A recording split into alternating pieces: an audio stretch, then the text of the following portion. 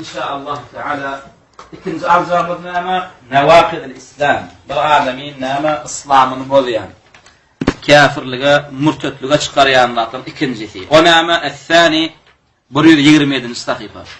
Men ja'ala beynehu ve beynallahi vesâita yed'uuhum ve yes'aluhum ve yetevekkalu aleyhim kafara icma'an. Men ja'ala kim tutunsa diye beynehu ve beynallah Allah bilen arasında vesait araçları ve tutunan araçlarından doğa dilekler etse ve hacetlerini sorasa ve nama olara tevekkül edip olara dayansa kafara icma'an Müslüman alimlerinin içinde şunu eden adamın kafirliğine ihtilaf yok diyor. İslam alimler tarafından barağızdan nama şol adama nama kafir deyip hüküm ettiler diyor. Endi nama şu ikinci zatın hakikatine teressek nama birincinin bir görünüşü. Birinci nama da şirkti doğrudan birinci dinden çıkar yani. Şirkem nama Allah bilen aranda araçlar tutup nama Allah'dan dileşinler olurdu dilemeklikti. Yani Şeyh rahimahullah ne için bunu ikinci etti? Yani şu şirkin görünüşleri kan. Yani esası ummatta yayran en kul görünüşü nama Allah bilen aranda araçlar tutup olurdan şefaatler umid edip Allah yakınlaştırmakla umid edip Allah'dan soruşunlar olurdan sorap Allah dayansınlar olurdan dayanmaklığa nama giyinden yayran şirk bolan şu nama tekit bäbinden şu şirkin içinde bir görünüşünü murtetlik bäbinin nama bir görünüş etip koydu. Şunun hakikatte şu birinci görünüşün içindeki bir görünüşü. Emma ummatta esas edilýän o en erbedi şu birinci evvel müşrikler edenem nama şirkin içinde nama görünüşünün bir görünüşü şu bolan için nama özünü ayırdı dalim birinci şirkin içinden şu görünüşün Allah'da Şeyh rahimahullah nama etti. Öz başına bir nama naqid imanın bodayanlar etti. Olam nama Allah bilen aranda araçlar tutup nama Allah'ın dileyişini yalak olurdan doğa dilekler edip kıssalarında çağırıp Allah'ın hacetlerini soruşunu yalak olurdan hacetlerini sorap Allah dayanışını yalak olurdu dayanmaklık nama kufur diye. Ödüm şongalık eden adamının kafirliğine nama icma, ihtilaf edilmedi. Bir İslam'da alim deyip tanılan adam şungalık surettaki nama amal eden adamın şirke düşenliğine, müşrik ol, kafir olanlığına nama dava etmediler. Hâzâ nev'un minen nâkidil evvel diye. Hakikatte şu görünüşü diye, birinci görünüşün içinden bir görünüş diye. Ve huvellezî, o görünüşüm nama, ikinci dinden çıkaran, murtetlik erteyen adam nama, huvellezî yec'alu beynehu ve beynallâhi vesâit diye. Nama, Allah bilen aranda araçlar tutmaklı.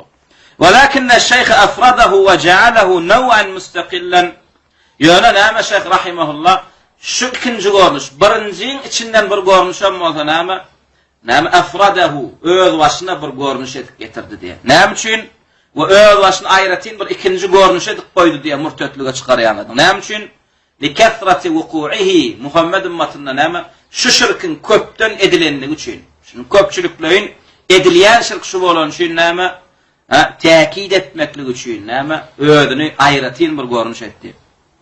لأن هذا يقع ممن يدعون الإسلام. Neden? Şuat men Müslüman diyenlerden nama edilyen amal şu köpçülükleyin. Men Müslüman diyenler köpüsün tutsan gönmel Allah'ın çağırı yani yok. Aslan nama Müslümanlara şu şeyde bir akide girdi. Gönmel Allah'ın çağırmak bolana oldu yani. Yok mani surette nama falan evliyan ya falan pirin üstünden çıkmalılar. Neymiş? Şeytan olur zinatlap nama şirki edep edip koydu. Yani edepsizlikmiş. Gönümül Allah'ın kapısı bana şunu ber diyen yani. Şunun için onun bunun üstünden çık gayret et, dilek ber, aydıp ber, sorap ber. Şey diyor nama şirki edep edip koydular. Ve hâzâ kethîrun indel kubûrin. Esasen kimlerde tapılıyor şirkin şu ikinci görünüşü, murtetlik ikinci görünüşü. Qavrlara, ölenlere, şunyan qavrlardan, ölülerden nama doğalar dilekler edip nama şolara çokunyanlardan tapılıyor. Onlar näme etýärler? Tayyip, araç tutunurlar. Näme üçin tutunurlar araçyny? Yeteqarrabuna ilel veli. Näme olar şu araç tutunan welilerine yakınlaşýarlar. Näile yakınlaşýarlar? Ibadet diýilýän zady şolaryň hakyna edip yakınlaşýarlar. Aslında biz ibadeti Allah'ın hakkında edip näme Allah yakınlaşmakla umid etmeli, onun arzalygyny umid etmeli, Allah'ın cennetini umid etmeli. Umid ki Allah bilen etýän doga dileklerimiz, ibadetlerimiz kabul edip bizi näme dowdakdan halat eder, bizi dowdaka salmaz diýip näme ibadetler Allah'ın yoluna edemez. Allah'dan yankı zatlar umid etýär. Emma bular näme? Allah'ın hakkında edilmeli ibadetler, welin hakkında ettiler.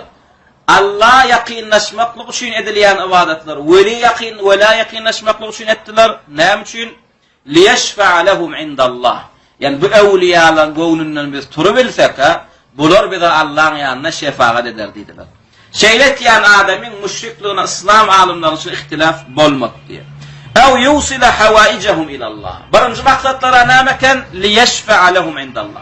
Umid ki bular bize Allah'ın yanına şefaat eder diyeneken maksatları. İkinci maksatlar näme? Yani umid ki bular bizim hacetlerimizi Allah yetirip bererler. Yani bir evliya, bir pire çokunu verse, yakınlaşı verse, bul barzacakmış da näme çekmiş? Ey Allah'ın falan kulunum sen kaç söýýär. Ýöne kösenýämiş, ogly ýokmuş. Hajety gayrat et näme? Bitirdi bir ogul ver, qyýdy bana. Şunu umid etýärmişler. Bizamihim yani bu zatlar olan aytmaklığına, bu batıl, şeytanın vahyisine göre bular bunlar fikir etýärler. Hada ittihazul vesail min dunillah. Näme? Yadbahu lahum. Bu näme ýankylar tutunmaklygy näme? Allah'dan başga özlerine näme wesiletler tutunýarlar. Araç tutunýarlar. Özlerine näme ilah tutunýarlar, Hudaý tutunýarlar. Şey diýem yadbahu lahum. Olan şanına damak salýarlar we yunziru lahum we yanzuru lahum we olan şanına näme aýdylan janlylar etýärler we yestagîsu bihim we qıssananlarna da näme Allah'ın çağırman arada tutan zatlaryny çağırýarlar. Böyle sebäp näme şirk diýseňem näme diýerler? Hada leyse bi şirk. Yok, bizim etýänimiz şirk däl diýerler. Ennema huwa tawassut. Bu näme? Ýöne bir araçlardan ibadet. Biz hakykatda bilýär. Allah yaradan, Allah Razzaq. Ýöne bular araçlar. Bular näme? Bir üçin, talabu vasitatin ve şefaatin tusiluni ila Allah diye. Ýöne bu näme bizim etýänimiz nämeden ibaret? Yani bulardan bir näme şefaat talep etýär we bizi Allah yakınlaştırmaklygyny talep etýär. Bizim bulara ibadet etmekligimiz iki zatdan ibaret diye. Bu bir näme rajulun salih, bu bir näme salih adam, men bir näme günah gapyrjagy diýen bolýar. Lahu makanatun indallah, biz bir näme asi günahkar, bular bir näme öwliýalykda, salyhlykda bişen, Allah'ın ýanyna bir derejesi, mertebesi bar adamlar. Şonuň üçin näme men gönümel bu günäm bilen näme Allah'dan zat soramaklygyna ýüzüm ýok. Şoň üçin näme gözledim tapdym şu öwliýalar, salyhlar näme Allah ýakyn adamlar eken. Şoň üçin fa ana ataqarrabu ilayhi. Şoň üçin men gelip näme Allah ýakyn bolan adamlara ýakynlaşýan, näme üçin? Min ajli an yuqarribani ila Allah. Näme? Bunun meni Allah ýakynlaşdyrmaklygy üçin. Aýny şirk şo. Peýgamberiň näme ugradylan zamanyndaky müşrikler hem şey diýdi. Hada hujjatuhu. Deliller şu. Qala Allah, qala Rasul yok. Deliller näme? Men bir näme ýazyklygy ýüzüm ýok. Allah'dan hajatim gönümel dilemekligi. Bu salih adam, öwliya adam, pir adam, ulama adam, ölüpmüş, dirmiş, işim ýok. Şunu üstü bilen baranma haýyrly görýän. Şoň üçin buňa ýakynlaşmaklygym, Allah ýakynlaşmaklygymdan maňa näme haýyrly sebäpden Allah bir günahkar gulunyň dilegini kabul edenden bir günah salih adamlaryň günah näme dilegini has çal kabul etýär. Şoň üçin men dilenimden, men adamdan bu dilesinni. Ýöne o öwliya öz adyny diletjek bolsa näme etmelmiş? Bulan adyny damak çalmalmış, gysganynda bular çağırmalmış. Näme we bulan atlaryny aýdylan zanlar etmelmiş. Hüjjetlerim şu. Şefaat we Allah ýakynlaşmak. Tayyip, Resulullah uğradılan nakım müşriklerin hüccetleri nämedi? Haçanla Allah Teala olur. Näme Resulullah'ın uğradı? Kulu la ilahe illallah diýdi. Yani bir Allah ibadet edin. Allah'dan gayra ibadet etmeyin. Siz butlara çokunýaňyz, Mekkeler, Buda çokundan Allah çokunun. Siz İsa'ylar, bir Allah çokunmalar. Näme üçin İsa çokunýaňyz? Allah çokunun. İsa çokunmaň. Siz Yahudlar, Cehitler, näme Allah ibadet edin.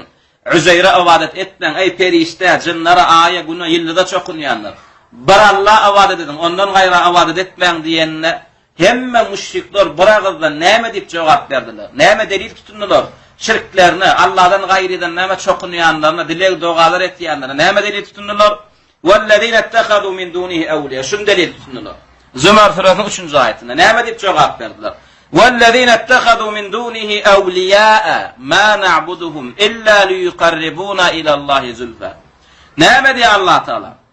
Ve Allah'dan başka özlerini, evliyaları, pirleri näme Hudaý tutunup, olara ibadet edenlerden Nem üçin? Näme Allah ibadet etmen, bu awliýalary özüňize ibadet edinilýän Hudaý tutunmagy diýip sorasaňyz, hemmesi biragızda näme diýip jogap bererler? Illa liyuqarribuna ilallahi zulfa. Yo, biz bulary ibadet edemizde, ibadetimizden maksat bulan bizi Allah ýakynlaşdyrmak diýdiler.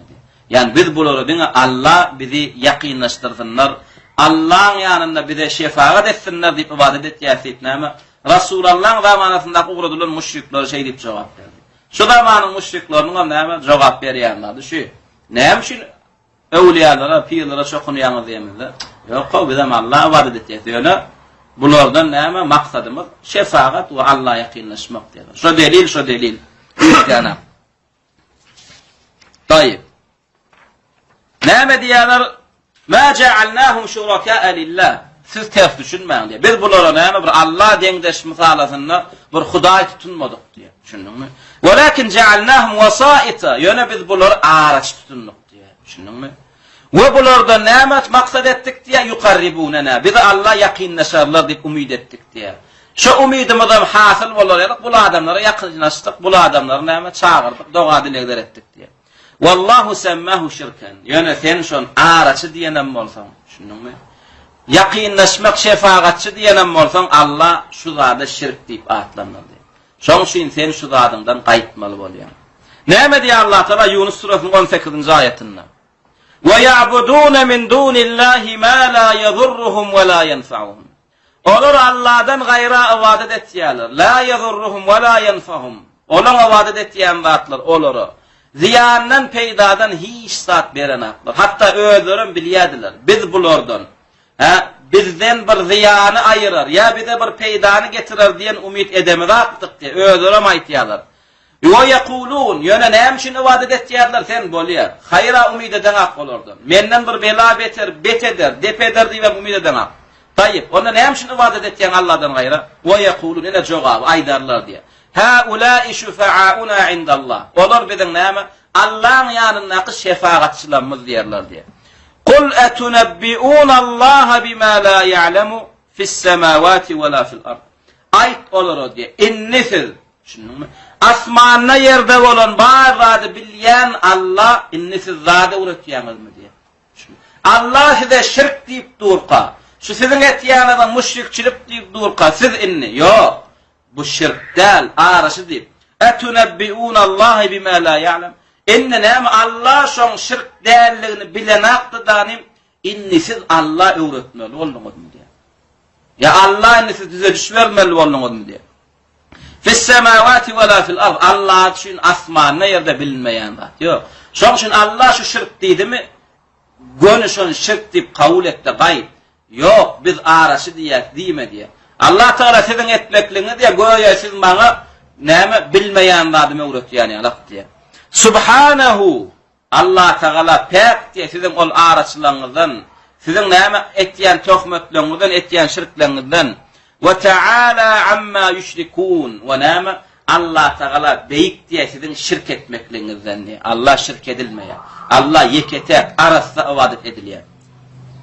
Fesemmahu şirken. Allah şu gaýda näme şu araçy tutulup näme olardan şefaatlar umyd edip olardan doga dilek etmeklige näme diýip atlandy Allah Taala şu aýatda? Şirken, şirk diýip atlandy. Ma annahum yusammunahu teşeffuan. Ýöne olar näme? Şefaat diýip atlandyran bolsa diýär. Ma annahum ýöne olar näme? Müşrikler näme? Yusammunahu teşeffuan. Ýa biz şirk diýip edemiz atmany. Allah deňdeş diýip edemiz. Şefaatçılar diýip, şefaat umid etýär diýip näme? Atlanırına mozul Allah näme şirk diýip atlanır diýär şoň. Wa hada huwal waqi'. Edil şu wagty Muhammed ummatynyň durmam şu ýagdaý diýär. Allah şirk diýär, bular näme araçy şefaatçy diýerler diýär. Anna kesiran mimmen yed'un al-islam wa ma yef'alunahu ma'al qubur al-an. Inne şunat näme anna kesiran köp şu wagt edilýän zatlar näme diýär? Mimmen yed'un al-islam. Men musulman diýenlerin içindäki adamlaryň ve şoňalar we ma yef'aluna ma'al qubur al-an ve şo musulman diýenlerin gabrlaryň ýanynda ölülerden ýa näme pirlerden näme etýänlerini hemme kişi bilýär diýär. Aýşany edenlerine näme etýänler, gabra edenlerine, tümme edenlerine näme etýänler hemme ma'lum. Hemme kişi bilýär. Näme üçin gitdiler? Yettehidunaha wasaita beynehum we beynallah. Şu ölüler, şu gabrlar näme Allah bilen öz aralarında näme araş tutunýarlar. Soň näme etýärler? فهذه المسألة خفيت على كثير حتى من طلبة العلم. Yani näme gynan sagam şu meselen şirkdigi näme khafiyet diye, gizlin bolup galdy diye, bilmän bolup galdy, ýitdi diye hatta talib ilm diýilýänler ýanynda. Hatta köp talip diýenler näme şu meselen şirkdigini, şu netýänler müşrikdigini näme bilmediler diye. Şoň üçin näme bilmeli, nawaqidul islam bilmeli, şirkin nämedigini bilmeli. وهناك علماء يدافعون عن ذلك. Gönä gynan sagam diňe talip ilmler däleken bu meseleden bilmeýän. Hatta käbir alimlerim näme ýok bolara şirk diýmän, bulan etýän şirk dälip näme o müşrikçiligi näme gorayan alimlerim tapylýar diýe onna munna. Wa yaqulun hada laysa bi şirk. Näme bulan etýän şirk däl. Onna şirk näme diýip sorasaň, eş-şirku ibadatul asnam diýip jogap berer. Şirk diýilýär, näme o diňe daşa bu da çokunmak diýdiler diye. Emma olar daşa çokunanoklara, bu da çokunanoklara diýip jogap berýärler. Näme diýe? Ya subhanallah. Beden bolara näme şeýhin diýse subhanallah diýer. Allah bulan etýän näme diýen zatlaryndan pak Allah. İbadatul asnam naw'un min anwa'iş şirk. Dogry sen diýenlardyň ýöne näme hemmetidir. Bu da çokunmaklyk umumy şirkde, şirkin bir görnüşi, şunuňmy? Emma şirk diýilýän zat diňe bu da çokunmak däl, şirk diýilýän zat näme? Dire çokunsaňam şirk bolýar. Ewliya pire çokunsaňam şirk bolýar. Peýgamberler, perişteler araçyn edin, olardan şefaat umyd etseňam näme? Şirk bolýar. Şoň üçin näme diýär? İbadatul asnami naw'un min anwa'iş şirk. Dogry bu da çokunmaklyk näme? Ol şirkin bir görnüşi diýär. Ýöne şirkin hemmeti däl. Emma hakyky şirk näme düşünürşi? Huwa ibadatu gayrillah. Emma hakyky şirk näme? Allah'dan gayra ibadet etmek. Ya da ibadet diýilýän zatlaň istenlik bar görnüşini Allah'dan gayryn ýoluna sarf etmeklik. Enne Allah'dan soň Allah'dan gayra ibadet etmeklik şirk bolsa diye tapawut ýok. Allah'dan başga ibadet edileniň kimligi diye. Şirk nämeken? Allah'dan gayra ibadet etmeklik eken. Enne bir Allah'dan gayra ibadet etdimi, näme ibadet edeninden işimiz ýok. Şol ewliya ibadet eden bolsun, jinna ibadet eden bolsun, daşa ibadet eden bolsun, peýgambere ibadet eden bolsun, şoň etýänler şirk diye. Şunuňyzmy? Näme diýe? Sawa'un deň diye. Ibadet diýilýän Allah'dan gayra sarf etdimi, deň. Kime sarf edaýsyn? Şu şirk bolýar. Kana sanaman aw shajaran aw hajaran aw qabran aw waliyan أو ملكا من الملائكة أو وليا من الأولياء أو صالحا من الصالحين. إن شنو نامة Allah'dan gayra sarf eden adam näme? Daş but bolsun, agaç bolsun, daş bolsun, gabr bolsun, weli bolsun, perişte bolsun, weli bolsun, salih adam bolsun näme? Hada huwa şirk. Ayni şirk diýilýän zat aslynda şu. وَلَيْسَ الشِّرْكُ عِبَادَةُ الْأَصْنَامِ فَقَط. Şirk diýilýänler diňe ibadete çokunmaklyk diýip düşünmeli. Hakyky şirk näme? Allah'ın hakkında edilmeli ibadeti Allah'dan gayra sarf etmek. Soň şu ibadet diýilýänler. Allah'dan gayra sarf edildimi? Ya Allah bilen bilelikde yine bir şu ibadete şerik edildimi? Şu sarf edilen adama, sarf edilen zada ya Allah eden ibadetinde şerik eden adamyny seredem zat kim bolsa şo bolsun. Senin eden zadyň şirk bolýar. Bu senem näme? Tawba etmesen, şu zatları eşitip gaýtmasaňam näme? Müşrik bolýan we näme? Ömürlük dogduky bolýan. Allah Taala näme? Hemmemizi şu şirkden gorasyn we musulmanlary da näme? Hakyky Rasulullah getiren